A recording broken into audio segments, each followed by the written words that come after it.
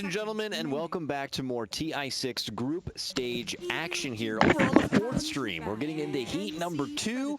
It's Evil Geniuses versus TNC Pro Team. I'm Kyle Guy, and I'm joined by the one and only Wagamama. Welcome, Waga. Here we go. It's EG versus TNC. Oh yeah, looking forward to see EG here. Obviously, they're one team that looks really strong in this group right now. But TNC, they're also a team that can upset. We've seen them pull out many different things and play quite strong. Samage on his Beastmaster in previous game, and just the gank rotations that they had against LGG were really impressive. Yeah, EG, as we can see on the current group stage, sporting, what was it, 6 points right now? I believe they have 2 shutouts and a draw. Exactly. And for TNC, as you mentioned, pulling out some upsets here, a 2-0 against the Wings and a recent 2-0 against LGD. Incredibly impressive here. I hope EG don't underestimate them, but they were in there watching. They saw TNC playing a bit while they were eating. Yeah, we were watching, in fact, TNC finish up their game along with Universi and PPDS. They were on the couch with us, and just, you know, having some food and watching the games. And TNC had a very long first game. It was, in fact, a 68-minute game. And they could be a little bit tired, you know, after that, but then they also had the much quicker game in game 2. So here we are, game number 1, draft EG. They don't like to play. PPD had been one of those players that had been very vocal, if you will, about how he's not a big fan about the whole illusion radiance meta. Doesn't like to bother with it, so you can even see it here in their first bans, ridding of Shadow Demon, who's like the best support to go along with that type of style, and the one and only Alchemist. I think it's a feeling on their entire team, it seems like, because if you ban out Alchemist and Shadow Demon, you really just don't like this meta where people are trying to, as PPD even said to us, like cheese. When they try to do something that's weird and very hard to counter, he just wants to play Dota straight up against the opponents and outplay them.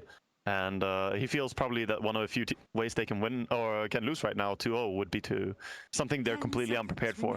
And we'll see if TNC are going to be willing to engage EG in that kind of game, or if they might try to find a way to kind of play their own game and work around that. Because if you look at these two teams, and you know, mechanically, you can't help but give kind of the nod to EG on this one.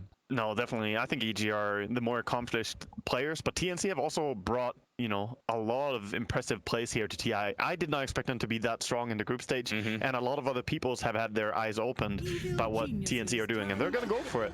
The Venge and Beastmaster combination, very good auras here. You can build around it very well, and EG going to pick up the Drow themselves. A little bit of a ban as well, you could say, because if you give away Drow, Venge, Beast, you're in trouble. That would be a nightmare to deal with. And you can definitely play it yourselves. EG have played it before. It's one of the heroes that's trending really hard now. If you ask what heroes are trending at TI, I would say out of carries, or Huskar and Drow are probably 2 of the big names. Yeah, that's what you see like on both sides of the spectrum. It's like on one hand you have the Drow Huskar high tempo kind of popular cores, and then on the other side you still have your Morphlings occasionally, your Alchemist pop here and there. But for here, it looks like we're going to have a bit more of that high tempo action kind of a game already, with the Drow just kind of popping up and yeah, and even banning out the Huskar as well. TNC realizing that just because you have a Drow doesn't mean you can't pick a Huskar along with it. Very true. Getting rid of that. You should never expect that just because the enemy has this hero, they won't pick Huskar. You can always add a Huskar. That's kind of the lesson that we've seen so far in the group stage. Yeah, for a lot of teams, we'll probably be seeing that Huskar portrait there in the second phase ban for quite a while now. Yeah, they should. And even in TNC's situation, we have so much damage. In fact, you have a lot of physical damage. You have minus armor. You have everything that you want to deal with a Huskar, and it's still scary. You never feel safe going into a Huskar game, and all these games matter a lot here. What would you think about TNC considering an option like Tinker or something? Kind of, you know, could benefit a bit with the Beastmaster, with the global presence. Obviously, with Tinker's boosted travel, could be all over the map. But how about him having to go against a Drow Ranger kind of a lineup? It would be interesting, especially as EG already played against the Beastmaster Tinker earlier today, in form of Escape, playing it. Beastmaster and Tinker is a strong combination. I like it to an extent, but Batrider is so good against it. Batrider is one of those heroes to hunt down the Tinker, bring him to his team, and just get him killed. Sure, Venge might be there to save, but it's a little bit unreliable, I feel, to try and rely on that. Because Tinker sometimes is on his own. You know? Makes a lot of sense. To round out our second phase of bans here, EG get rid of even more pesky Illusion Radiance heroes. Man, look at the hate. They get rid of the Naga, they get rid of the TV. That's actually really fun. He was very serious on the couch when he was talking to us that he did not like the illusions. And okay, I believe you now. I believe you now, Peter. Even if these would, it feels like even if TNC were not going to consider a Naga or TV, PBD's like, I don't care what you pick. I just don't want these heroes in the game right now, and we'll be fine. Yeah, that's definitely the approach that EG are having here. They just want to have some normal Dota where they don't have to deal with split push all the time. And yeah, Tinker would fall into that category as well, where you can split the enemy, force them to play your game, and you would slow them down. And then with the Beastmaster Hawk, you could set up ganks yourself. But we'll see if they take that approach. I think another hero that is on the option here is Mirana for TNC. Definitely a good pairing with a Hawk, and also makes good use of the stunts that you already possess. And they played that kind of playstyle in the previous game when they had Kunkka, they had the Kunkka Shadow Demon and similar heroes. The Beastmaster was there as well, the Juggernaut. They just fought so well with their combinations, and that's what I want to get again, I think, with Avenge and Beast. Combination type heroes. Combination heroes? Combination heroes, a way to kind of close the gap a bit. Ooh. They opt for the Keeper, which obviously I'm always a big fan of seeing Keeper see the light of day in the game. Keeper has been more fitting, kind of that illusion, slow pace kind of game, but Alliance have been finding a lot of success with him earlier today. They 2-0'd Navi. Yeah, it was very impressive. Ake, even whether in game 1 where he was getting punished or game 2 when they were succeeding, always found a way to get to that 20-minute Agnum Scepter, and then Keeper just becomes a whole new hero. You know, especially during the day, obviously he was getting multiple blasts, huge amounts of sustain, and obviously we know how pesky Mana Leak can be. So the daytime team fights against the Keeper of Light with Aghanims is a very hard thing to take. You should be extremely cautious about taking those fights. And we haven't really seen that many teams try and counter the Coddle so much. It gets picked, and then the other team is like, should we draft, you know, should we take a Night Stalker against it or something that just gets close? And also, of course, the nighttime will ruin him. But we haven't really seen that happen. I think there could still be room in EG's lineup for a possible Night Stalker. For a Night Stalker, yeah. I think it would be great. It's good, as already mentioned, against the Keeper. It's great against the Beastmaster with the vision he already provides. I think they have the players for it as well. Mirana's there. She benefits from it. I think Zai could play a very good support Night Stalker. I believe in that. He's also a very versatile player in that style. But they're gonna go Enchantress here. Okay, so they want to add more pressure going along with the Drow strat. You don't really want to sit back at all, and adding some tower push is probably going to be the most important thing, as they have Batrider and Mirana already to look for kills with. Yeah, it's kind of hard to pass on when you have already the Drow in your lineup, and Enchantress is kind of still right there.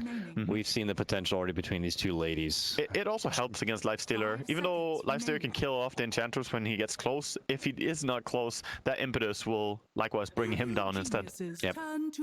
Final bans coming out now. TNC saying no to the Bane, still acknowledging that there is going to be a possible, PPD pickup here. And has PPD actually been playing the Enchantress? I know he's been playing the Chen for his team. I haven't seen him play it so much. I haven't either. But yeah, he played a Chen earlier. We saw that. We actually cast one of those games, right? Yeah. And but I haven't seen him play So Enchantress. I wonder if they could give PPD the Enchantress and still have room for something like that Night Stalker. Oh, definitely.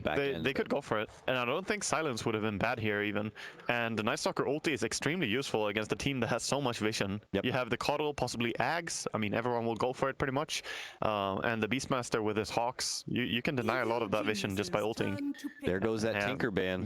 They ban out 100% heroes that will make it hard to play Dota. Like, you have to play according to the enemy split push, the enemy illusions, the enemy marching side lanes all the time.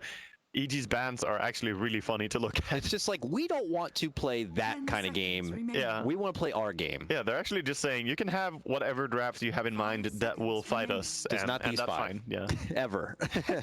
As long as these don't see the light of day, we're going to be fine. But TNC is also that fast-paced kind of team. Talking a lot to people that study the C teams a lot more, they know that MVP, for example, got a lot of inspiration from TNC, their playstyle, from scrimming against TNC a lot. MVP kind of shaped their own style that everyone knows and loves now. Yeah. TNC is a similar team in a regard. They're just a little bit more crazy, I would say, in how they draft. It's not as scripted and planned out always. but with the Lifestealer, Beastmaster, and Venge, you can definitely take some chaotic fights. Final 2 picks of our draft, though, Waga. EG snag up the Winter Wyvern, which kind of makes it more clear-cut that Zai will probably be opting for the Enchantress. Yeah, and then the final pick for TNC is a Timbersaw.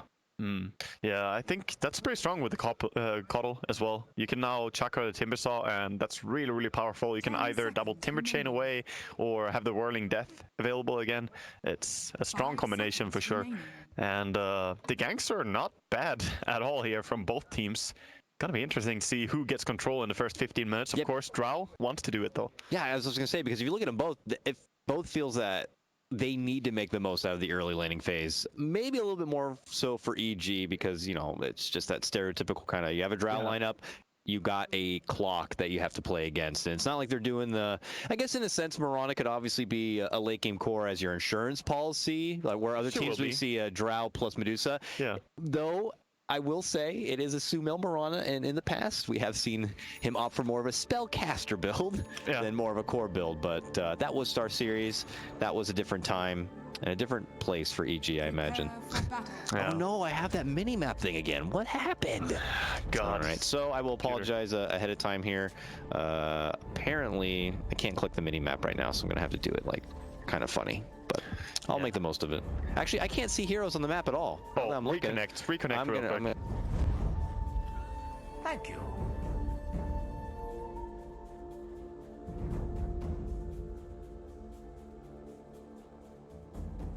Here, I'm looking at Waga's monitor right now. Yeah, in fact, there is a smoke rotation. I don't want to say there's action, but there is. I still can't see heroes on the map. We can't make this happen. I'll try to like over the shoulder Waga while I attempt to make our spells.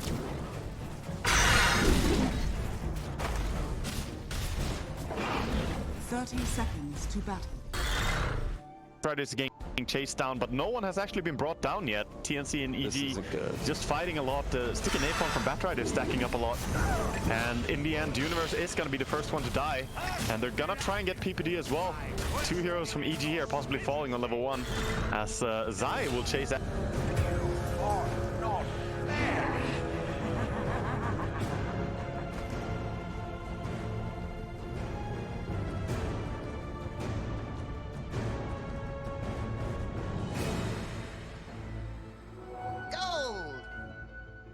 I'll take that.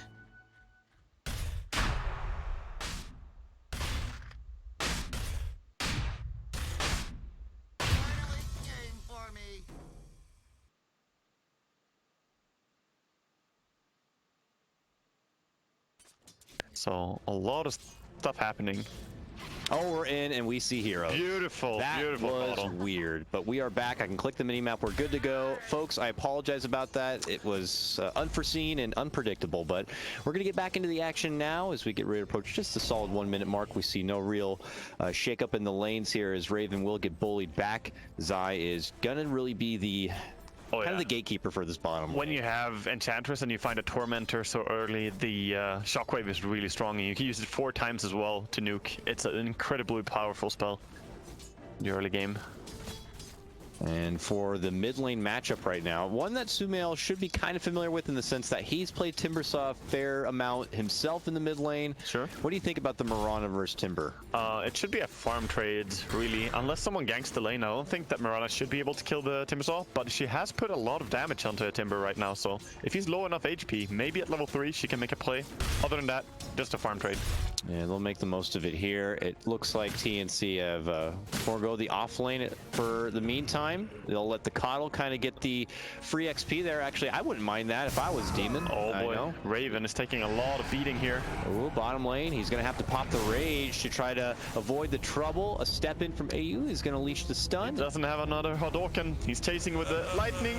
Oh, he got it. Man, the range on that thing is out of control. Actually deceptively long as well. That is insane. A little harpy. Even denies the harpy afterwards. Like, good job, now you're gonna die. Yeah, thanks for pleasing me. Give me your soul. And it's over. Bow before the mighty PPD, or Zai rather. So with that, they pull off and they'll have to kind of make do here. It looks like Raven, after that Wagga, is just, you know, I'll go top lane. Yeah, and Zai just bothering even more as he goes on Sam H here. Sam H had a great game, previous game before this series, where he played Beastmaster off lane and got all the farm he wanted. Not gonna be the case this game. You can't really jungle against the Enchantress who comes out like this. So this seems like a good idea by EG. They recognize the early draft commitment to the Beastmaster. Oh, yeah. And it looks like they set something up where the Beastmaster would just be totally bullied out of the lane, and then they have the Enchantress to just be there to just annoy him when he tries to go to the jungle. I actually think it's a disaster to send a Lifestealer up against a Drow. Oh, wow. Solo kill by Universe. Unexpected, but Universe punishes the support for lingering around on her own. Yeah, she felt safe as she had boots and magic wand, but not enough if you get caught out on a lane like that. Mid lane, Zai showing his face there as well, making sure that Cuckoo can't really feel too comfortable getting close to the lane. You got a tornado in your face and Deer Lady kind of at your doorstep. Yeah, all the farm on every single lane right now is going so well for EG. After that early game where they, or after that first blood fight, I didn't expect them to have such an easy time transitioning, but they did. Gotta be careful with the couriers. I was right there. Yeah. But it looks like it's not going to be spotted out. Plants the ward in the meantime, and we'll see now Sam coming around. Uh-oh. Yeah, he's just hanging around in the corner. He's like, yeah, just go and farm. I'll come soon. Yes, yes. He's getting up to clarity. He makes his move, pokes him once, and that's the end of it. Zai just really being a thorn in the side right now for TNC. Yeah, definitely. Even that one creep that died, he also got experience from that, so he's leeching so much while being in the enemy jungle. TNC are trying to make their own move, it looks like, here in the top lane. AU's been creeping through these trees. They want to get close to Fear and try and get him, but it's very hard with the Winter Wyvern behind. He can protect quite Are they well. gonna make their move? They are. AU begins to run on forward. There goes the wave, the stun, the charge begins. Can they burst down Fear in time? No, they're gonna have the cold embrace. PPD there to help him on out. They have the slow though. But still the 3-on-2.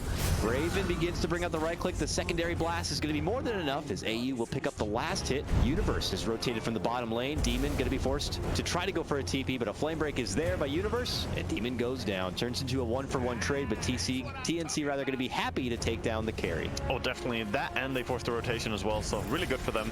Mid, another attempted gank here, but not so easy to get the Timbersaw. You need to have that ensnare creep, or you're not going to be able to kill him. And hasn't really been that lucky with the creep spawns anymore, as I... Sumail's dancing around here a bit, but now has committed his mana. Oh, doesn't boy. have it unless he bottles overplayed. up. Oh, he gets it off there. Gets the bottle charge just enough to leap away, but he's still not safe here. He might have just handed over a bit of a kill here to Cuckoo. Tries to juke back. Did he break the ankles? Is he going to make it away? They have. One more right click is going to be enough. Universe creates a bit of space and bumps him to the high ground. Universe. What a god. That was a perfect very flame break. close. Sumail almost just kind of stubbed his toe in the mid lane, but Universe backs him out. Good thing he has his buddy to bail him out, because he definitely overcommitted a little bit there. He got a nice leap dodge on the whirling death, but well, that flame break, I can't really recover. That was well aimed. He committed in with that Starfall, and at that point, without much mana to work with, looked a bit risky, and luckily, though, he's going to be fine. Meanwhile, up and above, might not be able to say the same for AU here. PPD's close, smoked up, but it actually looks like he's only doing a kind of convert mission of getting some wards down in the meantime. Yeah. They'll have vision all over this tier 1 because you know they're going to ramp up the speed in this lane soon enough, and this Drow's going to want this money. Oh yeah, definitely. As they now have Drow ulti as well. She hits so hard. Still trying. They're making the move. You can't hide in those trees. The ward's there. PPD flying up and over makes it a lot easier. EG strike again and advance their score, now 5-3 in the kills. And they get the mid kill as well on the Timbersaw. Coddle was not enough to save the Timbersaw from this arrow. Yeah, very big downside, unfortunately, with the Coddle there as your support in the laning phase. He takes a while. Yeah, he's not a big defensive support, so your core gets ganked. You can't offer a lot to stop him. You just need to focus on getting levels. And every single lane right now being punished a lot. Dying mid, bottom tower is already going to go down here. No one is TPing into to try and save it. Yep. Looks like Raven is just going to have to watch that one go down, step back, and hope that there's going to be a bit of space for him to continue farming up. Coddle tried to gank mid, and he did the mana leak on Marana, but she also had a regen rune to pop, so she popped the regen rune, kept running with the mana leak, and did not care at all. All right, then. Nice counter. Coddle still hanging around this mid lane. And Not going to be easy, though. Good stacks here for EG as well on their own same lane, just denying more creeps from the enemy, and got a little triple stack there as well in the big camp. Oh, yeah. PPD's loading up the Splinter Blast too. Could opt to farm it down. Meanwhile, mid lane, there's a bit of a train. Yeah, Cuckoo going in deep right now. Sumail body blocked a bit, but now comes Zai. Flame break. Oh, Universe predicts the up and around movement. We'll be able to bump him back. Is it going to be enough? It looks like it will. One more right click should do it. Oh, Lasso even going to be committed just to help secure that one while back in behind AU, who's tried to rotate in, but it looks like it's going to be only to his own demise. The Vengeful Spirit also going to get dropped here. Will TNC at least be able to get PPD? Yes, they will, but they'll lose 3 for it. Universe with the double kill. Man. That was a messy fight, but I still think TNC have to be happy with it because they were caught out. They were in a bad position, and they managed to make the best out of it at least. I don't know if Beastmaster had to use his ulti on the Mirana there. She didn't have leap anyway, but maybe it could have been better if he saved it. Still trying to make the most out of it. Uh-oh, Demon. Rock gets chucked at his head, and he goes down. That was just a quick casual hit and run there by Zai. And that's going to be his Midas as well. 8 minutes for the Enchantress. He has boots as well. So doing really good farm. Yep. And of course, he has been in 6 kills already. Cuckoo's here now, though. So Zai will have to withdraw. Gets the hell back. Runs toward his teammate, but he runs right into a TP'd Lifestealer, and he quickly goes down. But Drought did manage to secure the last hit on the tower at least. No one denied that. So tower going down at the same time. And Fear with a Dragon Lance. So he's starting to bring in some extra stat game. This is a very high-paced game, and a lot of it is EG just increasing the tempo of it. With the Enchantress, they've been doing so much. And of course, the Drow Ranger. Really does not feel like it's only 9 minutes into this one. There's been already so much action here. Top lane, there's an Infest. Universe, though, waiting, stalking. Cooldown on Lasso, but it's off now. Don't want to Lasso this troll, but we might go for AU instead. Eats the magic missile here. Is he going to bump her back? Yes, he does. I think he's done this a few times. Yeah, but Fear, that's enough space for him to step up, gets off the cold arrow, and that takes down the support. Good awareness by Zai as well, as he's, you know, he was ganked and he died, but his creeps were still there, so he still manages to get a kill there with his buddy Universe. He's got a Midas now, too, on this Enchantress, so farm game's going to be coming. And he's going to be able to bring right click soon enough, his own Dragon Lance, and then if the game allows it, probably an Ags. EG are flying ahead in net worth right now. Looking at the chart overall, it's just EG's advantage going steadily. Yeah, they're definitely taking more advantage of the map. And you can feel that TNC need to do something to bring the momentum somewhat back their way. And this is that kind of play here. They're looking to make their move, smoked up, Primal Roar, ready to go. Yeah, both are smoked though, so EG are also gonna go for a gank here. Depends who runs into who here and how. Oh god, Demon might be the one to kind of take the gank on this by EG. Moonlight Shadow is going to be the follow-up. And look at that, TNC head up to the high ground for a bit of better positioning, or at least to just get the hell out. It looks like just running away. Yeah, Demon's like, you know, come to me. And he will take the hit for his team, who are going to be forced to back on out. It's just good timing by EG to realize as well that, you know, either they go for a kill themselves or TNC are going to move for a kill. Whichever is true, you need to go together at that point. We've got to be careful, yeah. Universe was on the prowl in the mid lane, and Cuckoo, the second he sees EG's approach, says, I got to get the hell back. PD's coming, and he can lock him down with the Winter's Curse. There it is, leads to the arrow. Leap in, Flame Break. Timbersaw put into a pile of rubble now. Demon's able to get off the mana leak here, but the tower is dropped, and EG's momentum continues to swing. Yeah, really good setup there. And that's one good way to use the early game Winter's Curse, of course. Pretty low cooldown, and it's an ulti that you might not need in a team fight anyway, actually, this early on. Later on, it will be great against the Vengeful, Lifestealer, and Beastmaster, of course. Structures are fortified. What can TNC now do to kind of stop the shift a bit? Waiting out for a potential new smoke might come a bit too late. To go on the back line, yeah, Universe has already made a move, snags up the Vengeful Spirit, and they'll take her out. Now follow-up, though, from TNC. They're going to get the roar for PPD. He gets off his own Cold Embrace. He's going to be good while back up and above. Timbersaw up in arms with Fear right here. The two cores battle it out. Zai's going to intercept and help out. Slows him down with the enchant. He jumps to the low ground, but that's going to be towards Sumail, who gets off the Starstorm. Big nuking damage.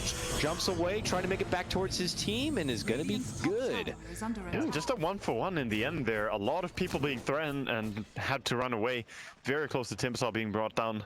But EG, they got the tier 2 tower, and only losing Winter Wyvern and getting a trade for it even in the Vengeful, that's a very good position still for EG. Certainly is. Of course, when they die now, they give away a lot of experience and gold, though. Trading 1-for-1 is ideal for TNC still. But the tier 2 tower falling, that's the downside. But what is going to be TNC's real next peaking moment? They got the armlet on the Lifestealer, which is fantastic. Beastmaster, I mean, I don't even see one level of book yet, Waga. So yeah, they need the book to get to level 1 or level 2 book. They have to make a play quickly. They can't really wait for level 3 book even. And an arrow connects again. EU. That was a solo arrow as well. No setup this time. Yeah. Can he finish off his food? Yes, he can. The plate is clean. And Sumeil pops a Moonlight Shadow as he anticipates TNC's approach, but they have the vision. They can't see him anymore. Not anymore, though. Meanwhile, Universe steps in, says, don't you dare chase, gets a lasso pull back here from Sam. Demon has to go into spirit form here to try to help out. PPD makes his move, gets off the Splinter Blast. Universe still stacking up the sticky here. It looks like Sam is going to get dropped. One more right click from Sumeil is going to do the job, and now they move forward. Cuckoo starts pumping out the Timber Chains to try to create some space between himself and EG, but it's not going to be good enough. Jumps back in for Fear, but that's not going to be happening. Only Zai is going to be the fall here on the side of EG. The rest of TNC trying to retreat. Demon not going to be able to make it back and away. Raven, one of the last survivors here. Hey, AU is back from the grave. Helps out with a magic missile. These fights, they just can't close distance on Fear enough. They protect him so well. They have really good defensive heroes, and that's what makes it so difficult for them. They had an invisible Lifestealer there, so maybe they could have gone top of the Drower Endure and kill her, but instead opted to go for Enchantress. I understand him as well, because if he goes on anyone else, Enchantress is going to kill the Lifestealer very quickly. EG doing that Mr. President, I got you kind of strategy right now with Fear, Old Man President. They just have no way to kind of breach. But here comes TNC. EG could not expect this. PD has no mana for any sort of ulti, so he's going to have to take that. TNC got this. And it looks like they're going to be able to get Fear. Fear tries to stand and fight, but that's not going to be happening either. TNC make their move in. They take out Universe 2. Oh my God. Zai's the only one left to try to take the Roche, and Sumeil also going to be in the neighborhood. Going to get bumped back to right inside Roche, who stuns him down. Sumeil forced to leap back and away, but he's not going to make it out. They just five-man wiped EG and took the Roche. That was so perfect timing. EG just panicked in the face of that. They were so close to finishing off Roche. And if Drow just kept hitting, they would have at least killed it, gotten the Aegis, and maybe could fight. But he tried to TP out, immediately got stunned. Everything just went downhill from there. Even with the haste rune on Mirana, everyone else was dying too quick, and Sumeil couldn't do anything. Man, that was the dream comeback, and suddenly 3.5k gold in your Lifestealer. You can go for anything you want from here. Desolator, Maelstrom. Maybe Maelstrom is an option actually because of the Winter Wyvern. That was just wonderfully done by TNC, and as you mentioned, it became pretty obvious that EG were not expecting it, and they got, well, caught with their pants down. PPD really right at the front of the pit.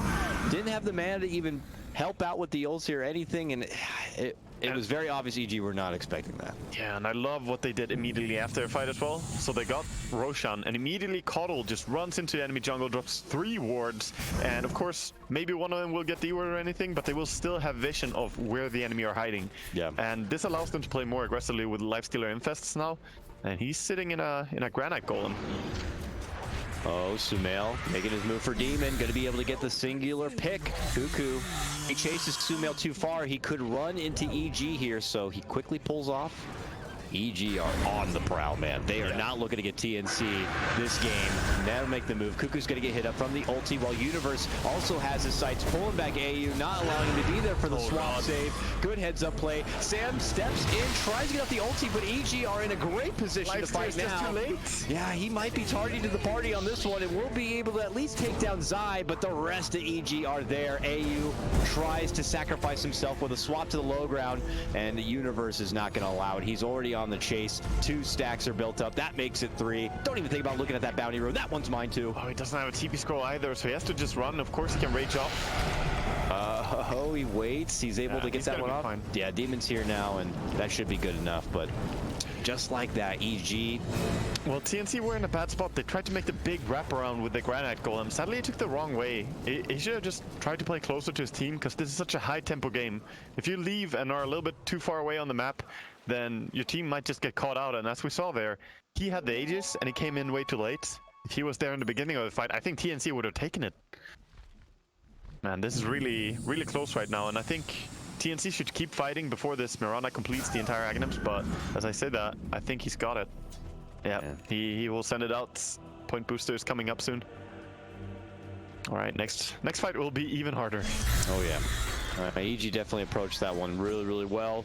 Universe with the heads up to grab, or at least he found the jump opportunity for the Vengeful Spirit and has made sure that she's not been able to bail anyone out at a time of need. So covering all bases very nicely here on the side of EG. But Good TNC choice. are fighters, man. Good choice by Fear as well. He's going for the Hurricane Pike upgrade very early, and I think that's smart against the Lifestealer. Just want to have a way to relocate yourself in a team fight whenever you get locked down.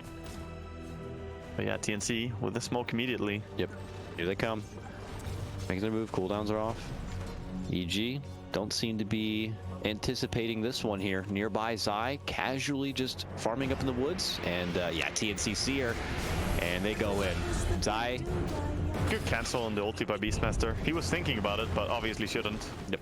Oh, he did the long timber chain. That's fun. Jesus Christ. Oh yeah, there he is. Wow, okay. Yeah, they relocated him, or recalled him, but he timber chained when he got recalled because he wasn't needed. So he actually went across the map. Swap back here. They're looking to go for Universe. They catch him with the Mana Leak, and they even commit in the Primal Roar. Raven steps in. Solo kill on bottom, though. Mirana gets the arrow, and with the Aghanim, she can bring down a Timbersaw just like that. Ooh, Timbersaw trade. Not too shabby here. While this is happening, PPD split pushing Dragon. They're going to go for tier 2. Hey, if it works, man. He's got it. Yeah. He doesn't have the ulti or the Arctic Burn, though, so he can't fly away, but his TP will be in time. Yep. Steps out. Lifestealer. As Lifestealer steps in, Sumail with a Hail Mary kind of an arrow will split the wicket on this one, and then quickly farm up some nice little Beastmaster gremlins. It's hard to build an army against this. Very difficult. Yeah, they have a lot of spam to work with. Even Zai could be there to kind of take control of his own. That's the thing, you know. Ench first that Beastmaster book. Yeah, and then you have Winter Wyvern as well with the the Splinter Blast. There are so many things that are going to make it hard for SamH in this game. Yeah, the Wyvern pick feels pretty clutch too. I mean, I that's think one of the great drawbacks because Beastmaster's got that aura, which only works against him if he manages to get off a clutch ulti. Oh yeah, definitely. Against the Venge, Lifestealer, Beastmaster, I think just those 3 heroes alone, you know already it's a good Winter Wyvern game. And I'm not a big fan of Winter Wyvern in general, but he does have his, you know, timings. And PPD is one of those players who knows when Winter Wyvern is going to work or not. Yeah, situational, but PPD, he knows what he's doing here, as EG will round the bend and make their path down this bottom lane here. We'll see what TNC look to do to possibly posture up in a more defensive position. I mean, that's the thing, is that TNC, they got the coddle, so they have some methods to possibly stall things out a bit, but I don't know, if EG are able to kind of catch them when they're not prepared, that's when a real travesty can begin. Yeah.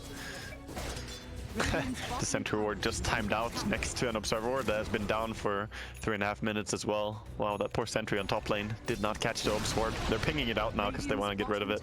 Coddle has got to take care of that. Here's Demon, and it looks like he will take that one out. They got to get it done quick and get back to the bottom lane, because EG's coming. It's like a wave of blue come crashing in like the ocean right now. Bleed blue. And TNC need to kind of get the water out. Universe going to make a commitment in, but he is going to get stunned up at the same moment from the Primal Roar. They'll be able to take out Demon. They swap Universe in deeper. Can they burst him down? Meanwhile, the Curse response is going to be there for AU. They're not going to be able to burst down that support fast enough, but they make it a 1-for-1 trade. And there's a dive in. They're going to be able to finish off the pesky Universe Bat Rider, and EG, they got to pull out. I mean, you have to be happy in that moment when you get grabbed as a coddle, because you know if Lasso is used on you, arrow combination is also used on you. Your team is just going to be very hard to stop. Yep. So even with the Winter Wyvern ulti coming in there, managed to take down too many of TNC. And in fact, the second wave, or the Winter Wyvern ulti blocked one of the Starfalls, or I should say Sumail timed it a little bit. He didn't have much time before he had to run away, so got stressed, I guess. A little bit of a mistiming there for EG allows TNC to have a strong hold, and they'll be granted some more time to be able to work with their side of the map and farming up a bit. So where is the itemization got to go here for TNC? We look at Raven now. You know, he's got his Deso, he's got his Armlet, but where does he take it from here? I believe you could go for Soul Cuirass if you want to, but I really love Abyssal Blade. Since he has Blink Dagger, Abyssal Blade is going to allow him to lock people down and kill them. And that way, if he ever goes on Winter Wyvern, yes, there are 4 staffs still, so there's always going to be some way for them to save him, but I think it's going to make it much easier for him to burst people still. Soul Cuirass is definitely an option though, because then his entire team is going to right-click really hard. And I want to touch on that. Vengeful went for Tranquils. I'm a little bit sad that she didn't go for the Power Treads this game. Would have been strong. We got EG smokes, and Demon is there to conveniently cross paths with the whole dire army. He goes down, but simply takes the gank. Yeah, he does. He was on his way to drop some glorious wards, but he ran past one of Dire's visions. Actually, he just ran from the lane as well, so they saw him heading down that path. So an easy snag for EG. Not too much trouble for TNC on that one. It's not going to allow EG to really kind of follow up with any sort of heavy objective game. How are we looking on Roche? We still got a little over a minute on that one. Oh, Saigon in this room, but there's Necrobook. Yep, he goes in, quickly tries to force back away, pops the heal out, but the damage will be done. Raven's there. Godlike streak for the Lifestealer. A 916 performance by him already. And now they quickly head their way towards this pit, hoping that it's going to be up, but it's not. Yeah. Universe also there to help scout it out. They do find PPD though, but he has a Force Staff and of course his Arctic Burn. Steps back, gets off the ulti, but it's not close enough to the Lifestealer, so he's not going to get caught inside of it. Sam does end up eating a lot of damage, but it looks like they'll be able to back out in a way. That's 2 supports down from the side of EG.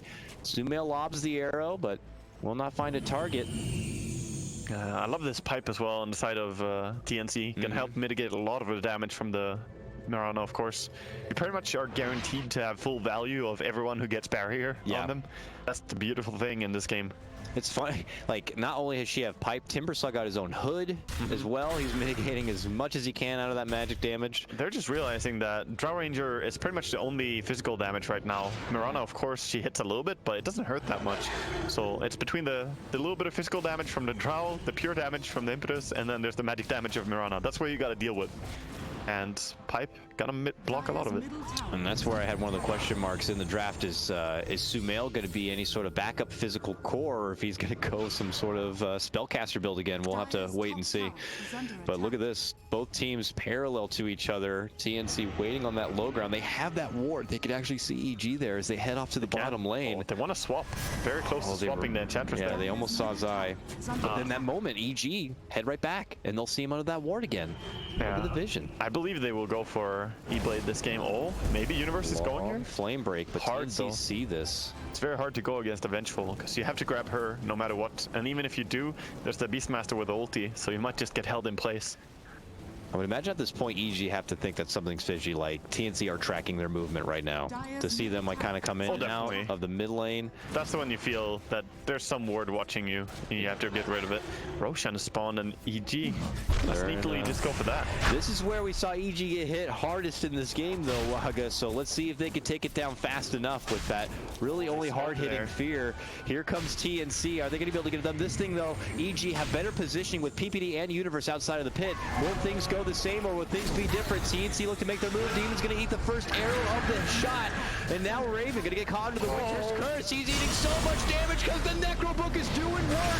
He's going to get dragged up to the high ground here by Universe as the Starstorm begins to crumble down from Sumail. EG not going to allow a repeat performance here if possible. Fear though getting hit pretty hard from Cuckoo, who is going to backpedal his way on the back end of his haste rune here. We see Sam and company moving all the way down. They're looking for Sumail. He's hiding within the trees. Is able to blink on out. Waits 6 seconds for the leap. He's not going to have it. Commits a Starstorm. Does plenty of work to take out Sam, but he's going to lose his own life as Cuckoo flies on through, shredding and dancing about. The Drow Ranger dealing a lot of damage here. They need to get close. Can she break the machine of Cuckoo though? It looks like Universe is going to be there to help tag team, but a mighty blast flies on through from Demon. Look at this. Fear's got to get out. He's one of the last survivors here. Steps back into a corner, tries to just firepower his way out. He's able to get Cuckoo down, but Cuckoo gets him as the last word in. Demon steps, wants to retreat, and it looks like he's good. He makes the clearing. Meanwhile, on the other side, AU up in arms with Sumail. Both him and Zai make their move. Another buyback by EG. Yeah, they want the Roche. That's why buybacks. I think they might have been able to do it without him, but this is going to make it easier. Another absolutely ridiculous fight by the Roche pit here leads to what like 9 takedowns with 2 buybacks being involved. Another buyback there. TNC trying to hustle their way back to the Roche pit, but they're going to be too late. They're not going to make it in time. Yeah, TNC are too late this time. Drow takes it down too quickly, but I think EG, they're still on the hunt here. They want to fight right now. TNC, can they get any sort of catch here? Nice quick rage to avoid the arrow. They manage to stand up to Zai, and they quickly take him apart. Universe going to be committing him for lasso, pulls him on back, but Fear is caught far from his team. And he's going to hit with a Chakra with a Necrobook. They're going to lose their first life. Curse comes out from PPD onto Sam. They're not able to burst him down enough. Universe steps back while Fear gets into the low ground, but Cuckoo is not going to let him go. Makes chase. Fear's still good. Cold Embrace keeps him alive. Is it going to be enough? Cuckoo's waiting for him. Younglings on through. Bloodbath with a Cuspy tomorrow. Universe with a triple kill here. Fear's still fine. He's running back. He's good. Cuckoo can't catch up with them, and he's going to be forced to retreat. EG survive this fight. They take down 4.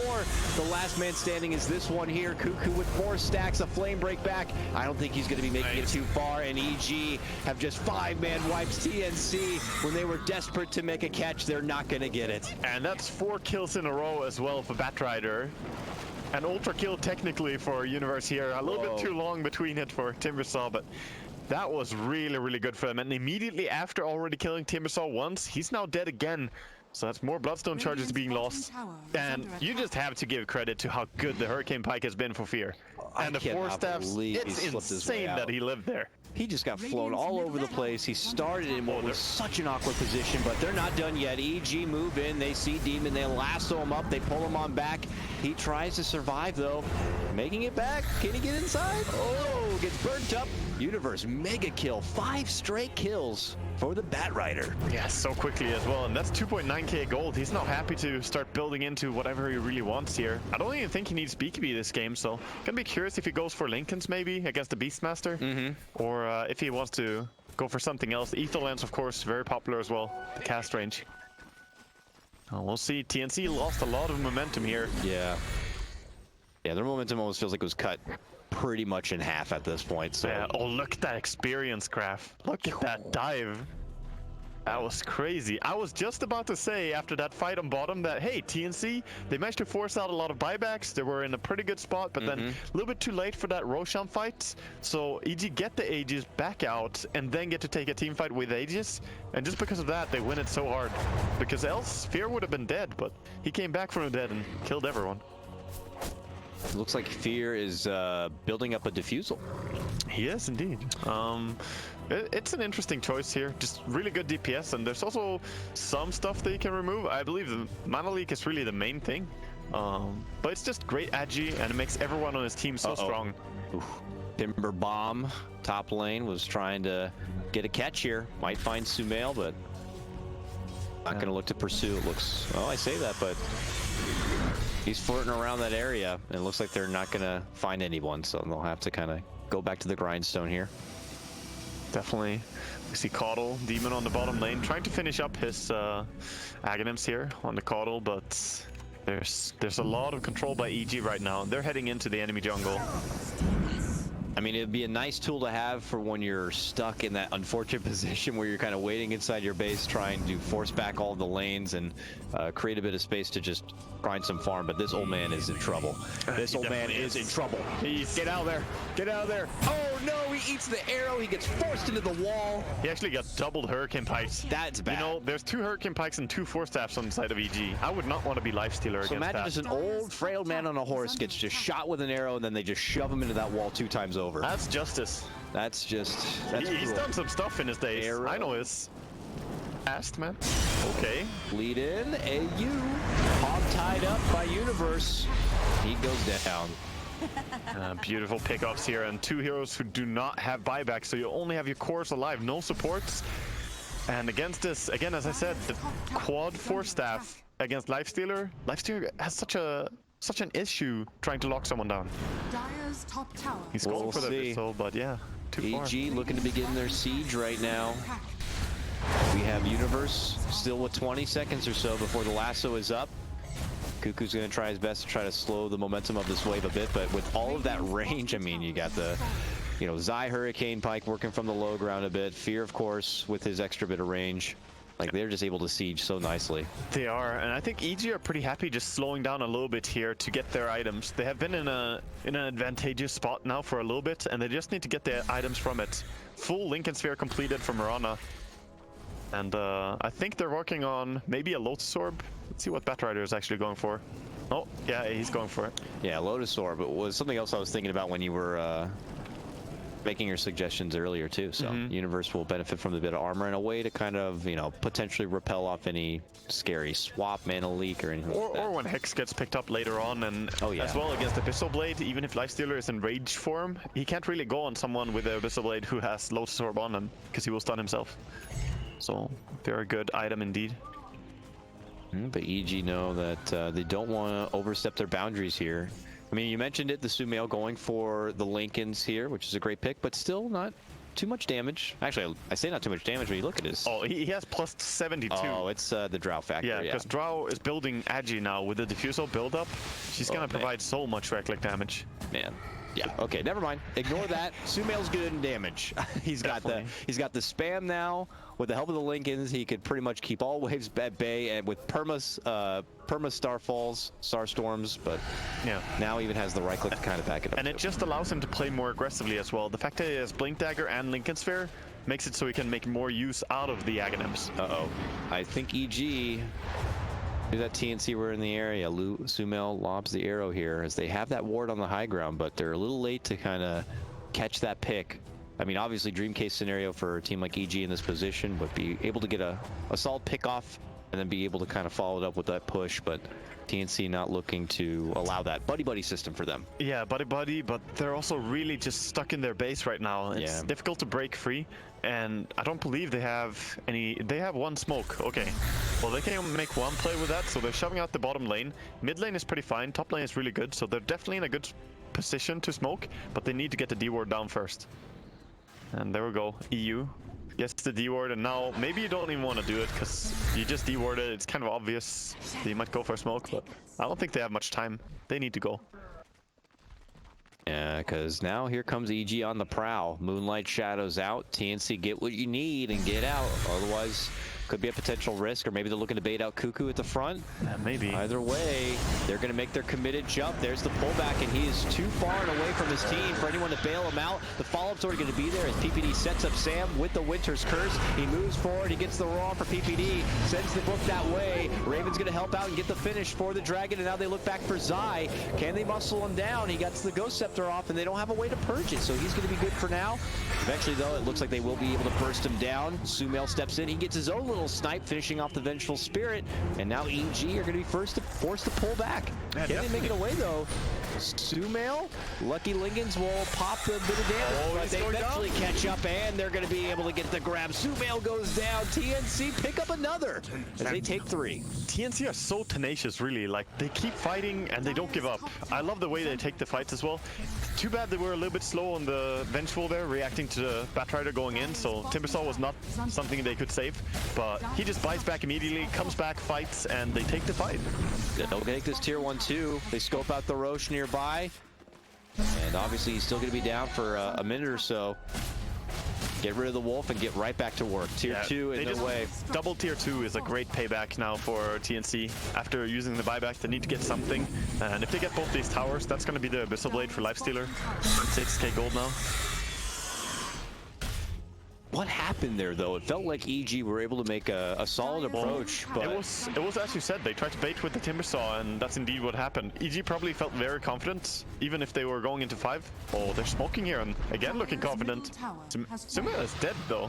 I'm not sure about this.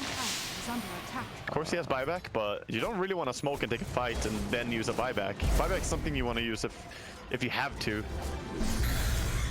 Well, for now, EG's confident stride in the mid lane has kind of forced TNC to second guess maybe any sort of further commitment here in the mid lane. Wards on the ground.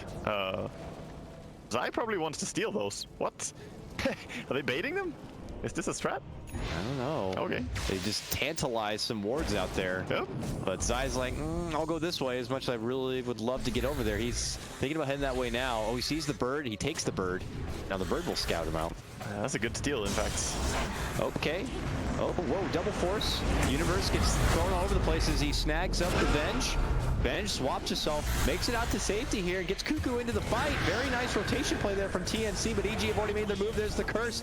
It's going to be caught out. He gets himself cold embrace, and PPD is going to be forced away to safety. He's fine. EG back up, and they make good space right now, but TNC, are they going to be able to make it out in the live here? Infest pop out is going to be their Demon, though. A straggler on this one. They're just running. They realize they can't die here with everyone. As they will lose Demon. Yeah. Everyone else has got to go.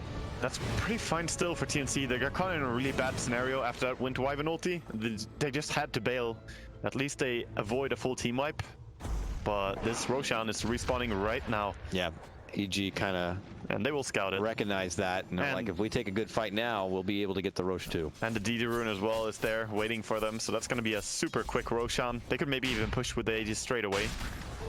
Yeah, I mean, will we have cooldown problems at all for TNC? It looks like everything will be up. That's a nice thing for TNC's lineup, I guess, technically, when you look at it, is they don't have, you know, long cooldowns to have to play around. Yeah. I mean, pretty much everything will be up for any given normal fight. And that's very true for many of their drafts. They very often go for this kind of style. That's why they love the Shadow Demon as well. They're one of the teams that I probably think Shadow Demon is a good ban against, because a lot of teams overrate it, in my opinion here, but TNC make use of that kind of hero. And EG, after claiming the Rosh, they get their Aegis, throw it into the pocket of fear, and we'll get back to a little bit of farm grind. Probably look up for their next potential item, and then, as you mentioned, make their inevitable push. Yeah, they have a full BKB now on the Mirana as well, so that's going to be really good for just setting up a push. And they're just checking for wards before they go. They don't want their next move to be predicted by TNC, as of course their last gank was a little bit unsuccessful in the bottom lane, where TNC really knew what was going to happen. And for right now, we'll check over what vision is actually out there and available for TNC. It's not too much on the offensive, as they only have the one defensive ward over here. We look at EG, you know, they just dewarded a bit, but I imagine with wards in pocket here, they'll get some more offensive vision down. It's hard against the gem to get wards that stay down as well. I think they had the gem as well, and then it was lost. It was in fact they who bought it first, but it's been passed around a little bit by now. Yeah. PPD holds a gem right now for EG, but here comes them down the mid lane. TNC already wading into the high ground at this point. Demon will start this potty off with some blast and chakrams. When you drop that ward, that's when you know you're scared of the high ground push that is to come. And against the gem, it's probably just gonna get dewarded as well. Yep. It's all see though, lots of outspam here. Actually, both teams have some incredible creep spam right now. They do. It's all about who can get initiation, and against that Linken's Lotus Orb Fear, it's pretty hard to go, especially with the Aegis as well. You really don't want to go. Just keep throwing Fear out in front. You heal him up, give him your Lotus, you give him your Linken's. Yep. And let him do the dirty thing. Yeah. You don't have to take the tower in one go. Just get some hits in, and be very mindful of the swap. Yep. Whenever Linken's is down. Yep, of course, Lotus Orb fully counters the swap as well, since you get swapped twice. Oh yeah. It's just, you end up right back in your place. Yeah, you do. Cold Embrace, Fear's gonna be good. It's so close to finishing off this tier 3. It's a slow and painful process for TNC here, unless they can find a way. It really is. They don't have the best initiation as well, and here, EG looking for it with the Batrider. Moonlight Shadow, but TNC very far back. Look at this. They actually smoke to attempt to hide a bit further behind their own racks. Tier 3 goes down, though. These racks are exposed. EG. Oh, they know they're smoked now. That arrow didn't see anyone. That's extremely suspicious. EG should know. They could back up. They could think a wraparound's coming. They want to stay close. Yeah, but they're pretty fine just having Fear in front, because they have so much defensive stuff, as we talked about before. Bottom now, Sumail. He has the BKB Linken's though, so not easy to catch him. He spotted where TNC majority is though, and they're looking to kind of creep in from down below. EG need to kind of reposition here a bit, so they totally pull off, anticipating that possibly TNC were going to look to come in from the south. A book was already committed here from the Beastmaster too, so EG can kind of wait this one out a bit. They can. That's a big part of his DPS as well. Yep. Fear moves in, still confidently looking to use the back end of his Aegis. I imagine he is going to get swapped all the way back in, and he's down. He's far from home, so EG might be forced to infiltrate here if they want to help out their ally. Meanwhile, Fear, there he goes, forced back out to safety, closer to his team, while back in below here. Look at Sumail trying to be the flank player, caught up in arms with both Demon and Raven as he will be forced to flee out. Yeah, he still has the cheese as well in Mirana, so he can keep playing pretty aggressively here, and that's a very good start for them. Getting that one pick. Of course, Aegis was down, so now it's a little bit scary for Fear on the front line. See how much he trusts his teammates in this push. Yeah, that swap put him real deep. But Shivas is a great pickup for a Timbersaw now. Yes, it is. Let's see how much use he can get out of it. He actually puts to use right away, hopping right into the mix with his buddy, Lifestealer, right in his back pocket. Fear might not be able to make it. Demon snipes him down. Auto blast. Meanwhile, on the other side, Cuckoo committing in right into the heart of EG. Sumail catches him right in the face with an arrow. Beautiful starfall, and he is going to get dropped, and EG pull out. Are under attack. Dear God, that magic burst is just insane. That's a Timber with a Hood of Defiance trying to save himself, but you just can't against this Agnes Mirana. Hurts too much. But on the other side, I mean, him and Raven just unloaded their own burst when they jumped Fear there. Oh, definitely. It's quite powerful to just infest the Timbersaw and jump out immediately. The infest itself deals 400 damage, and the Shivas adds quite a bit. Add up that with the Timbersaw spells, and they're looking to punish Drow being dead here. Yeah, they don't know it, but she actually does not have a buyback here for about 40 seconds time. They're looking to just kind of make their approach, maybe force out a buyback if there was one. Yeah, the wave clear is the big scary thing here, as Mirana can just blink in and leap away. It is daytime though, so Kyle can heal up these waves at the same moment, but he already committed his blast. That's the first wave potential to go down as Sumail pulls it back. He gets swapped into the Roar, got the leap off. The Lotus is there from Universe to help out. Another force to get him even further and safe. He's way deep in his base. TNC, are they going to overcommit here? PPD catches a beautiful curse onto the vent. She gets taken down. Demon gets hit with an arrow. He's going to get dropped. EG have just played TNC into their own base. Sumail looked like he was almost caught, but he dragged them inside. Yeah, definitely. You can't catch a Mirana with so many defensive items. They were so bloodthirsty for that kill because they committed so much so fast, but he got that quick leap off. Yeah, it's very hard to get him, as you need to chain stun him fully as well. He did not even pop his cheese there. He felt pretty safe in this scenario. So credit to, Universe being right there, bailed him out. Lotus Orb, Force. Yeah. Man. Force Staff is really the enemy of Lifestealer. And Lifestealer, look at Zai, he's like bodyguarding this creep. He knows he's in there. He's running after him. It's your escort service. But he's going to take that taxi all the way back to his base, in fact, from the EG base. I don't think I've seen that in a while. He's like, I know he's in there. No fishy business, no creep like running out of place whatsoever. Meanwhile, Midrax is being brought down by Fear. Yep, Fear's already in there. Just range tracks so far. Zai still escort, and finally he pulls off. He actually just traveled all the way from the enemy base to his own base in Lifestealer. I think that has to be the first travel of the tournament. He probably got up and used the bathroom. Yeah. But takes the trip all the way back, and this is a position where TNC don't want to be back in, where they're stuck in their base, and EG is inevitably coming. It's like they work so hard to hold off EG, and then make that approach to EG's base, only to get stifled like that. So it's like, now they have to go back to the drawing board again. It's very often been the demise of a lot of the C teams, just the high ground push. From the games that I study, it's just they are very committing in the way they take fights, and look at their draft, they kind of have to be committing, right? They can't just slowly siege high ground like EG do. They don't have those type of heroes. So it's really, really hard to break that puzzle going in high ground. A nice scan coming out from EG. Yep. And they want to fight there, knowing that the enemy are there. Arrow out, it makes a connection, and when they don't see the target but make a connection, I guess they can figure what's happening. Sumail says, let's go, jumps right in, BKB Starfall, and they're going to quickly take out the Beastmaster. They hit TNC where it hurts, and TNC might be forced into a fighting situation. Raven says, we got to go in and we got to go for it. Can he be able to burst down PPD? Cold Arrow, some more force. Arrow catches Cuckoo, so he can't quite move. Swapback's going to be there to help save him, and then a follow-up Yules. He goes back in, he blinks, he thinks he's got the jump on Fear. Fear gets pushed to the low ground, and he's going to be fine. Timber Chain is going to be off the mark. Raven in the meanwhile, he's chasing it. He's like, I'll go for Fear, but Zai starts unloading the impetus damage, and Raven's going to be forced to pull back. Meanwhile, poor man Coddle on the high ground, going to get shot down there between Sumail and Zai. Meanwhile, over on the left-hand side, it's Cuckoo as he gets unmercifully beaten down.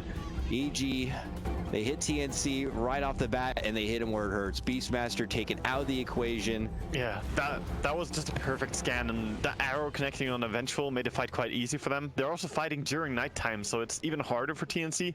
But these Force Staffs, I just see Lifestealer running for the majority of the fight. I don't know how many hits he actually gets off in a fight, but it's not enough. Now EG back inside for the third, fourth, fifth time, I feel like, mid lane, trying to finish what they had started. They'll finally be able to take down that second Rax. The mid lane will be completely flattened out, and they go for their second approach now. Cuckoo on that sidelines with his Timbersaw for still about 30 seconds time to EG. Yeah, with that 86 bonus damage from the aura. Look at just Mirana and Enchantress pushing so hard. Yeah, these towers really not standing too much of a chance right now. TNC will attempt to slow down the wave as best as possible. There goes the quick swap for Zai. Zai gets off the Ghost Scepter here. The blast is going to be flying on through. Good stun for Universe as he gets the lasso off, but it's only going to stop them in their place in the meantime. Universe will get bursted down by Raven, and Zai, who is far behind enemy lines here, that's 2 kills. Is just going to draw their attention back, but it is 2 kills. It is a bit of a hold, but they did lose their Rax, Waga. Yeah, they're now in a terrible spot, having 2 Rax down, and they have to make a play with these deaths. Of course, there's buyback on both of them. They can't know that for sure, but you need to at least force it. So, Travels on Timber. He, in fact, might be the target here. EG, being around. Yeah, Cuckoo feels good. Oh, the Courier gets right killed now, but PPD. Has been killed. Courier snipe. Ooh, quick blink dodge there. Sumail not looking to let this Timber go, though. Cuckoo, though, is going to get recalled. And with that Timber chain and taking no damage, he's out. He's going to be fine. And he'll chop all the trees and even hit PPD along the way. Whee! Screw the trees. Haircut challenge is still going, boys. Forever. And ever. Okay, Roshan is up. That's actually a very good target for them here. Having the Aegis, I think you have to put down the Timbersaw almost. He's dying so fast in many of the fights. Lifestealer is an option, but they're just ignoring Lifestealer. I don't think he needs Aegis at all. It's only the first time though, the CNC are going to be able to just get a clean Roche for themselves, so good grab for them. Yeah, Timber will get it. Cheese is there as well. A little present for the Beastmaster, who almost has the entire refresher. In fact, has it now if he wants to, and yeah, picks it up. That can be the key to winning the game here, actually. As The long as double ulti. As long as he's not sniped out of the fight right away. And as long as he doesn't use it on a Lotus Orb. Yeah, yep. We'll be good. That's the thing, though, and that's what makes these games start to become really crazy, even when you're trying to, like, cast them. You got Lotus Orbs and Hurricane Pikes and Force Staffs flying out everywhere with Lincolns on top. Yep. You just never know what spell belongs to who and who's doing what. Exactly. That's the best Dota, though. So. It's wonderful. I love watching it. And we'll see here as EG, all of them are alive again. They're trying to get into enemy jungle, invading territory a little bit more. One Rax separates EG from being able to get these megas and lead to a potential first win of this 2-game series. But TNC, man, we repeat ourselves a bit, but a tenacious squad that really never say die. Oh, really? And they're making EG fight for it. We've been casting EG games before in this tournament, and EG have been looking extremely solid. This is definitely the hardest that EG have had to work to get a win so far. For the games that we've seen, this is very close. And this is just the first game of a series, so we'll see who can actually pull out ahead. I think Universe is going for the BKB here as well. Gonna make it a little bit harder for him to shut him down. Has to be the Beastmaster Roar, really, but he always seems to have a Lincoln's or Lotus Orb on him. Yeah, it's true. Do EG, now that they see that TNC have been able to move into the Roche and snag up the Aegis, do they just stall it out? Or do you think EG are still in a position where they could make an approach to TNC, even with the extra life? I think EG should still be playing aggressively, I believe. They do have buybacks on everyone as well, every single hero on their team. So there's no reason to not be aggressive, I think. Sure, the Aegis is a little bit deterring, but I believe they can still take the fights. Of course, it would be better to get a fight on your high ground, and maybe TNC will come to them. They're just patient enough. We'll have to see what they're stacking up here on Raven. Boy, he's got a little over 3K. He went for the Lincolns after his Skull Basher, so did not go for the entire Abyssal Blade. So that's probably next up, and then obviously got to pocket some buyback money at this point in the game. So for sure. He's got some farm to do still if he wants to be able to finish that. EG have been partying up here in the top lane, hiding out behind this tower. Anticipating a smoke, as there's not that many people revealing themselves on the map, and the lanes are pushing quite far. So they're just scared for a little bit as soon as they see people farming. The thing is, seeing just Timbersaw top doesn't really say anything, because Caudle could still be bringing him, right? If they smoke up. So they still have to hug tight here. And this is definitely showing on EG that TNC are scaring them a little bit. They're respecting them. Oh, yeah. EG are definitely taking a much more cautious approach But it's just 2 minutes now until the Aegis is timing out, and TNC have a very small window to make any sort of use out of it. But like, what is it like? I feel like when they fight their best when they're postured up in a more defensive position, but whenever they look to go on the offensive, that's when EG's been punishing them. It seems like that's true for both teams in this game. Really. Whoever is the aggressor seems to be losing out on the fights pretty hard. There's so many defensive spells on both teams, with the swap, with the blinding light, with the freezing touch, or the freezing cold embrace. Not even including all the items. Yeah, exactly. Defensive items that both these teams sport too. So it's a ridiculous fortress to penetrate for either side right now, and we'll see. EG looks like they're going to give it another possible swing soon. At least just kind of getting the pressure back where it belongs on the side of TNC with these Raxes down. But I guess TNC are going to try to make some sort of offensive pressure here. Full Abyssal Blade and a DD rune on Lifestealer. That's a very good goal time. This is their best shot with the Aegis still in hand. It's very close to timing out soon, though. See what they can make out of it. PPD begins to unleash the Splinter Blasts to try to slow things down. It just turned to nightfall, though, unfortunately for TNC and in particular Demon's Coddle. Yeah, it makes it much harder because they need to run up and hit the tower a little bit, and they're going to take a lot of damage while doing so. So the Keeper was kind of their medicine there after pushing high ground. Yeah, so it looks like that plan's not going to be happening. At least for now, Cuckoo does need to step back and kind of relieve the pressure here from the bottom. He can always get recalled in, but they kind of have to reset.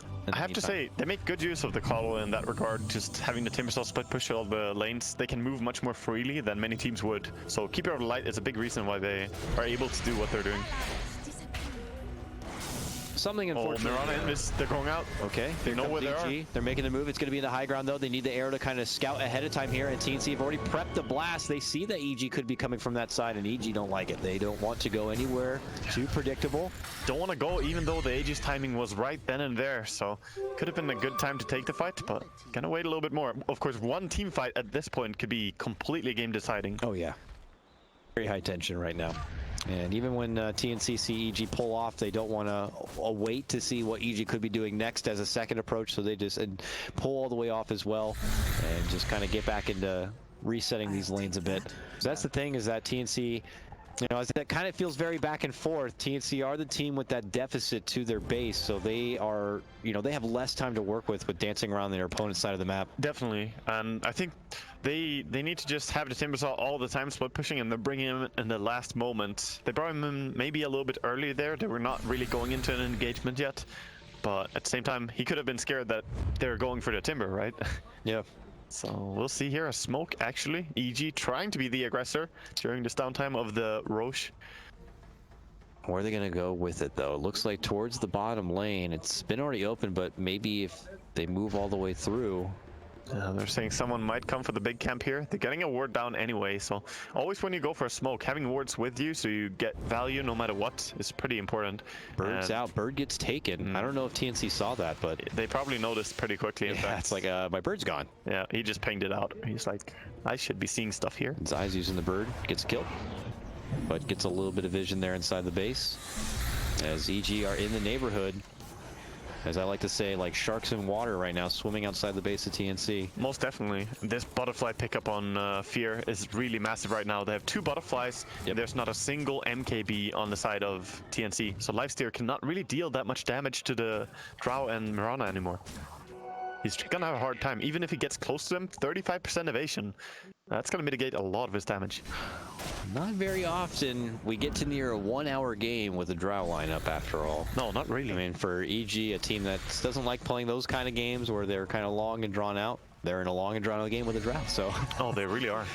You can tell that they know that this is a much more fickle time for them, and any sort of misplay could be a bit of a travesty. So don't want to be handing over all the work that EG have kind of built up for themselves. And for TNC, they feel they still have hope in this game, and I wouldn't blame them one bit. They've been holding very strong, and we are, as mentioned, at that point where one bad fight, they could go to the other side and they could just go for the jugular on EG. Yeah, they're just trying to catch out to Timber, but it's very difficult with the travels, with the recall.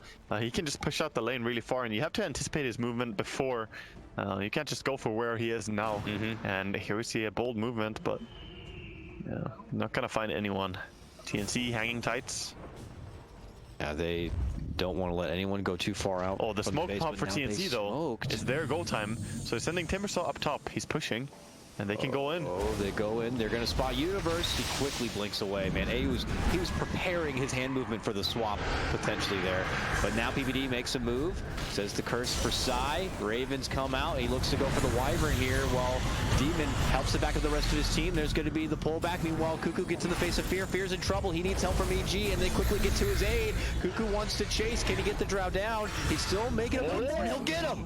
Shoots down the Drow, and now EG could be left a bit stranded while the other side, Demon and Raven, make a go for Zai. They're going to be able to they're all good. On the other front, Cuckoo caught between 3 EG members, gets the Yules, and now his team shows up, so he's going to be able to timber chain back and away, and it's EG who gets out of that retreat. They have to get the hell out. That's insane. He was alone against 3 for so long, and he manages to live. That Yule Scepter really saving him. Beastmaster cannot lock down his Refresher and his ulti already used. 2 big kills though, hitting the Drow and the Enchantress. And now in a great commanding position here to control Roche, get some dewarding done in this area. Of course, they probably need to send someone to defend base a little bit and recall with Caudle. Yeah, they actually just Sumail? recalled in the Cuckoo Timbersaw in hopes of getting Sumail here. He's quickly purging off the Mana Leak, gets double forced, and he's with his team. Yeah. It's gonna be fine, and he's going for a Daedalus, so he is transitioning now into DPS on Sumail, trying to get more damage out. They sent Raven back to the base, so he'll be the one to clean it up. Yeah, It's a mess. it's definitely a mess right now, and It's a mess. he needs some money as well in this Lifestealer. Even though it's a 57-minute game, he's quite far from getting gear capped, and that MKB, it looks really tasty right now. He's actually going for Assault Cuirass against double Butterfly. Huh. I guess... I don't know, I don't really love this choice. With Beastmaster and Venge in your team, yes, everyone can right-click quite well, but these Butterflies, there's no one who's hitting through it. And the only one who's really gonna bring down the Drow Ranger and Mirana is gonna be Timber. Yeah. So there's too much pressure right now on the Timber, I think. And if EG just play smart and lock down the Timbersaw in the fights, then they can just take the fight easily. We'll see if they realize though. Yeah, last fight, I mean, Cuckoo was able to kind of isolate Fear, but yeah, Demon has been calling in a couple of members here. Uh-oh, trouble's coming. Zai walks right into the face of TNC, and they're going to be able to burst down Lady Enchantress. She does have a buyback here, but she's out of the playing field right now. And Cuckoo's not done yet. He's hustling in. Zai says, I got a buyback, and now we're going to have a bit of a swing here. Sumail pops his BKB, looks to go for the Timber, while PPD gets kind of lashed apart by Raven. That's going to be a gem on the deck while up and over. EU force the low ground. Universe should help be able to pick that one up, but yeah, Cuckoo has had eyes for Fear, and Fear only, and will be able to take him down. Fear was able to get off a double kill before that, but here comes the curse now. A buyback from Fear. EG going in for this one. The curse only locks him in place. Not a whole lot of damage going to be tubular, but they're able to finish off Cuckoo with the return of Sumail and his right-click damage. He is here to play. He gets a double kill and helps clean up the rest. TNC will lose 4. EG do commit a lot of buybacks. It's 3 all day, but they will get their win. Yeah, definitely. And that was fighting without the Refresher on Beastmaster. I think that was a big thing that hurt them.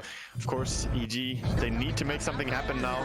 Roshan is up and they have a DD rune. They take it so quickly. I think it's smart here to take the Roche before they push mid.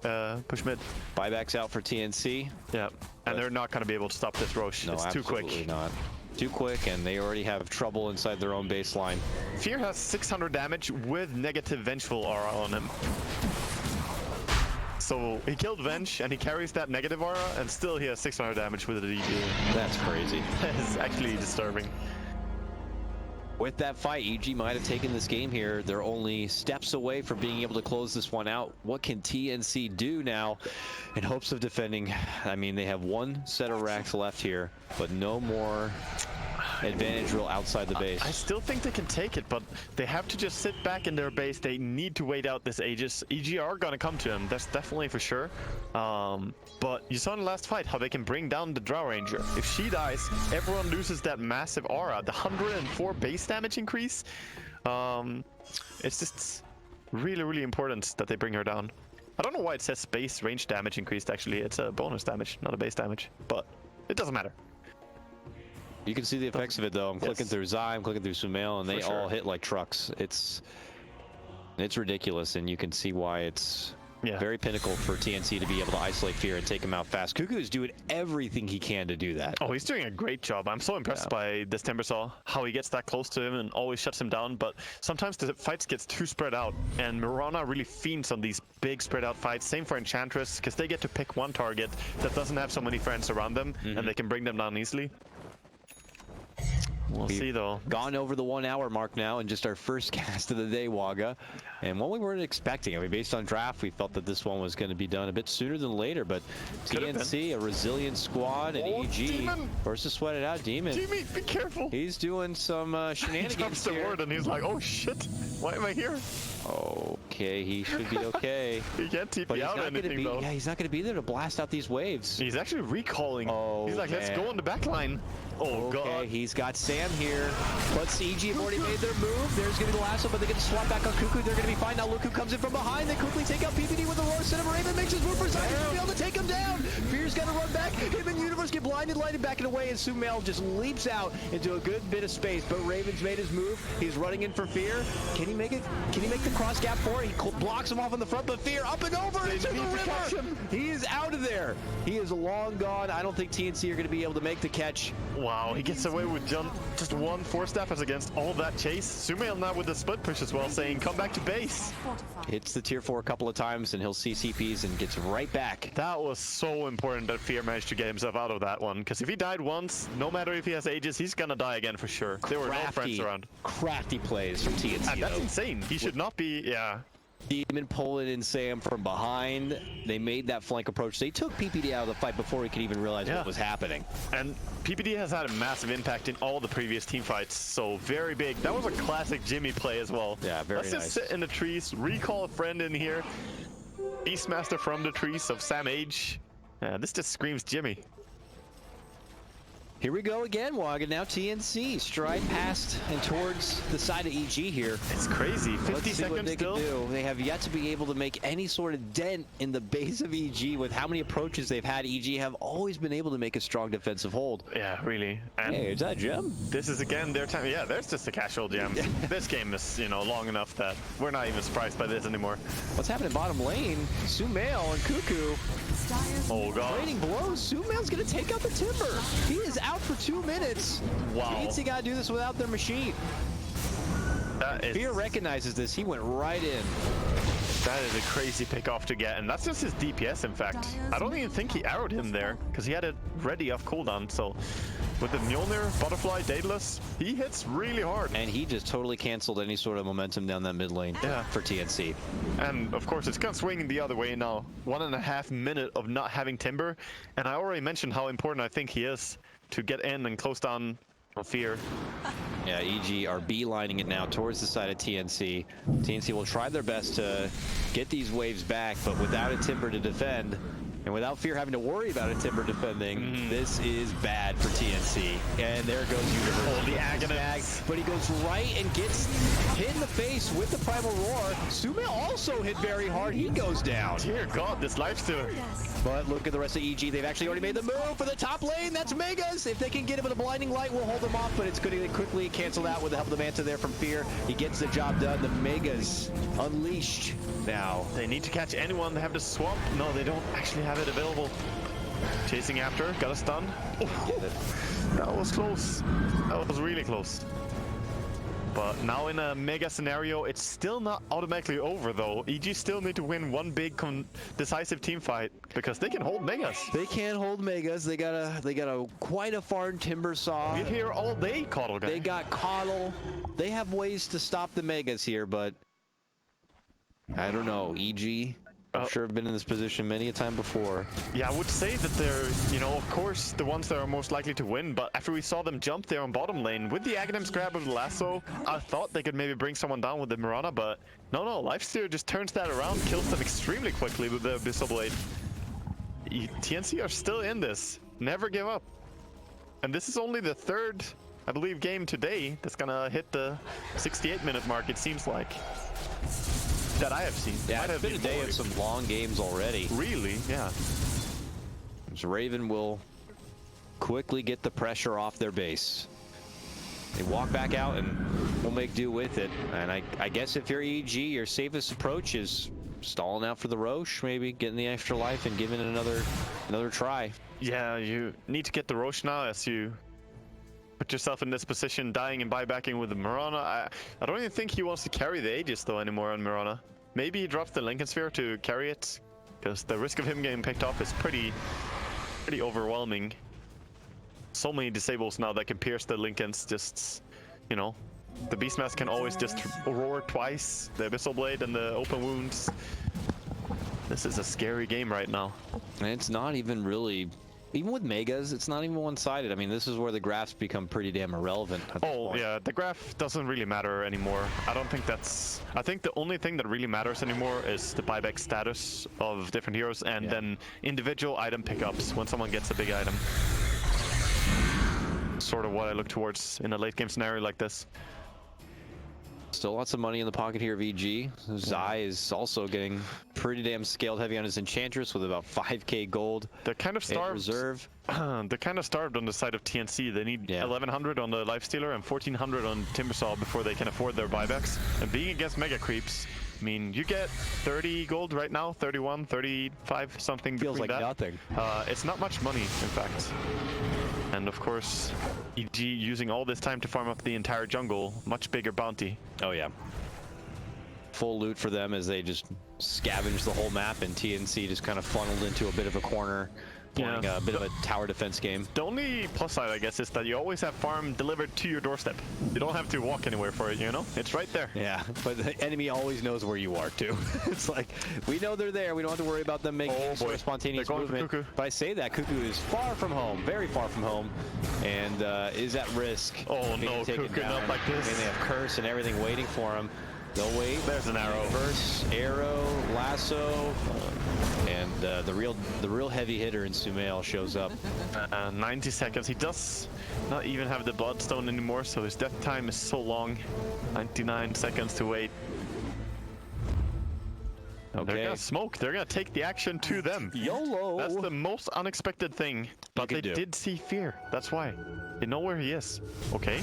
Recall's already out. There goes the quick Abyssal hit on new PPD. He gets a Lotus and a couple of Force, and he's suddenly over in the lane, but they still able to catch up and take him down. Zai is going to be the follow-up victim, but he gets the cheese off. He's good. Force is backing away, and he's in safe distance. Another Moonlight Shadow and away from the Necro Book. He's going to be hard to spot, but they still get him with the swamp face. Pull back.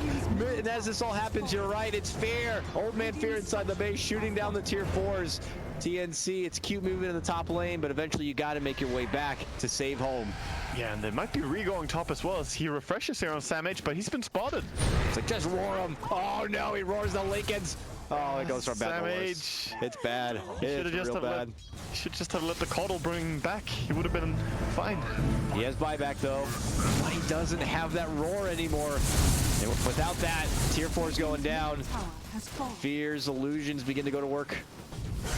This is a tough spot. They're going in. Oh, Universe gets cracked in the noggin with an Abyssal, but my God, there's so many 4 stats that he just gets sent out and away, and Raven can't catch up. That's been pretty much the name of the back end of this game. And now, with one more sleep of a fight here from EG, they will close the game out. There's a lasso pullback for Raven. He gets the quick buyback. 6 seconds. Timber will be back into this one. Demon tries to slow them down with a blinding light right in the middle of the mix.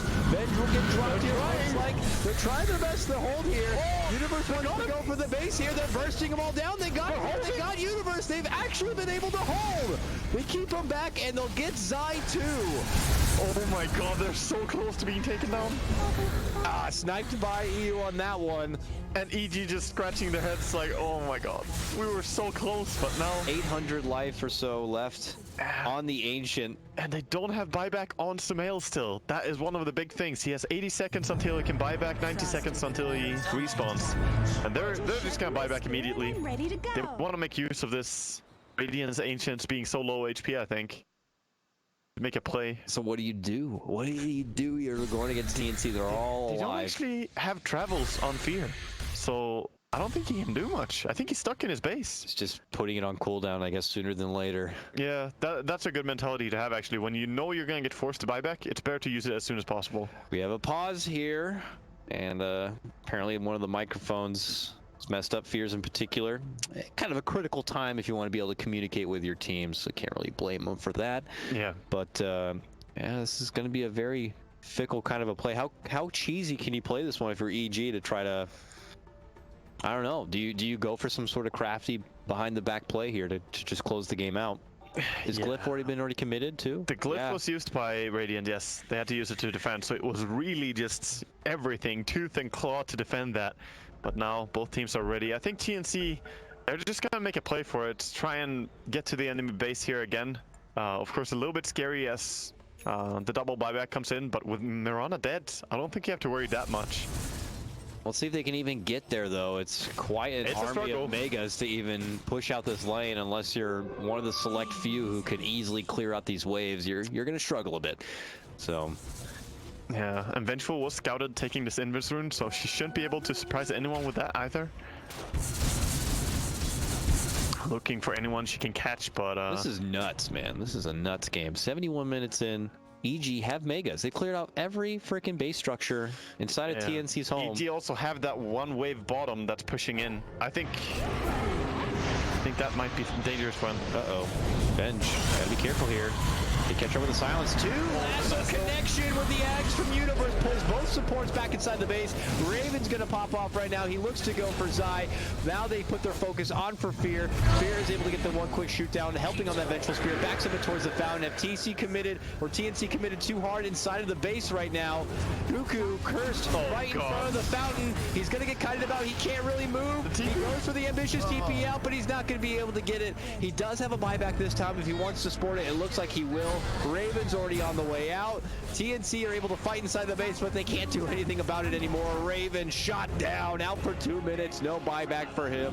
Oh god. They just cannot take the fights when they don't have Refresher on Beastmaster. It's actually that that's being the big issue. They can't knock people down and they just run away. They're going for PPD though. He'll get him and then recall back the Vengeful Spirit right after that, it looks like. Yeah, but they don't have any TPs and Sumail's in the base. Sumail's in the base. There's no glyph and it is over. EG take the game, but my god, did they have to sweat that one out. For a Drow lineup that you're anticipating is going to be able to close the game in your typical 20 to 30 minute, time frame. Here we are, 72 minutes in, and so much credit to TNC, man. They could hold. Oh, it was insane. And I think both teams really, they just kept their composure a lot.